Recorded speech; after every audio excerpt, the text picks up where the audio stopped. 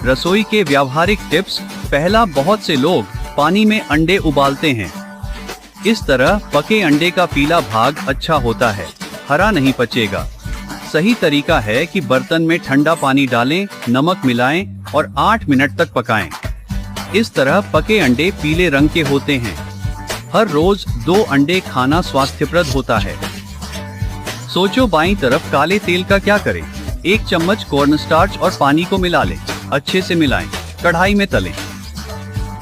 तेल में मलबा को पूरी तरह से अवशोषित किया जा सकेगा। मछली को हटा लें और इस प्रक्रिया से तेल शुद्ध हो जाएगा।